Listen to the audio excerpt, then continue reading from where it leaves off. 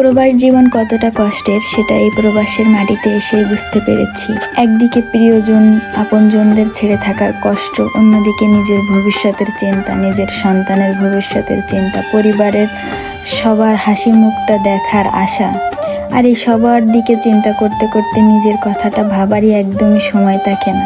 এই প্রবাসের মাটিতে নিজের শরীর খারাপ হোক অথবা ভালো, নিজের কাজ কিন্তু নিজেকেই করতে হয়। যতটাই অসুস্থ থাকি না কেন, নিজের কাজ কিন্তু নিজেকেই করতে হবে। আপনার কাজ কেউ এসে করে দিয়ে যাবে না। মাঝে মাঝে এই কাজগুলো করতে করতে অনেক ক্লান্ত হয়ে যায়, ভেঙে পড়ি, কিন্তু আবার কিছু মানুষের কথা মনে করে নিজেকে আবার শক্ত করে তুলি। ভাবি আমাকে কিছু না কিছু করতে হবে, আমাকে সবার কথার উত্তর দিতেই হবে। আমরা স্বামী স্ত্রী, আমাদের পরিবারের খুবই আদরের। আমার হাজব্যান্ড তার বাবা মায়ের একমাত্র ছেলে সন্তান, আর আমার একটা ননদ আছে, সে খুবই ছোট, সে দেশে আছে আর আমরা কিন্তু এই বিদেশে। আমার বাবা মায়ের আমরা মাত্র দুটো মেয়ে, আর আমরা দুই বোনই এই প্রবাসের মাটিতে আছি নিজেদের স্বামীর সাথে। শুধু আমরা না, আমাদের বাংলাদেশের এখন ঘরে ঘরে সন্তানেরা বিদেশ, শুধুমাত্র তাদের পরিবারের কথা চিন্তা করে তারা বিদেশে প্রচুর পরিমাণ কষ্ট করে দেশে রেমিটেন্স পাঠায়।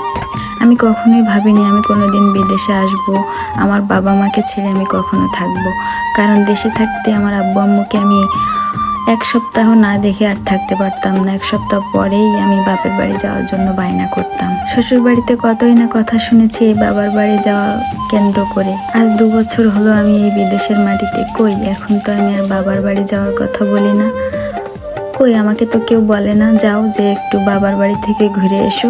আমার কাজে যেতে হয় অনেক সকাল সকাল, তাই ঘরের কোনো কাজই আমি করে যেতে পারি না। তাই ঘরের সব কাজ আমি কাজ থেকে ফেরার পরেই করি। এখন যেমন কাজ থেকে ফিরে কাজের পোশাকটা পরিবর্তন করেই একটু বসারও টাইম পাইনি, লেগে পড়েছি কাজে। কারণ ঘরে ঢুকেই যদি ঘরের এই অগোছালো অবস্থা দেখি তাহলে একদমই ভালো লাগে না। যতক্ষণ না পর্যন্ত এই কাজগুলো ঠিকঠাক পরিষ্কার পরিচ্ছন্ন না করে উঠতে পারি, ততক্ষণই মনের ভিতরে কি যেন একটা অশান্তি মনে হয়। একবার কাজগুলো সুন্দর মতো গুছিয়ে নিতে পারলে আমার আর তেমন কোনো কাজ থাকে না দিনের বাকিটা অংশ।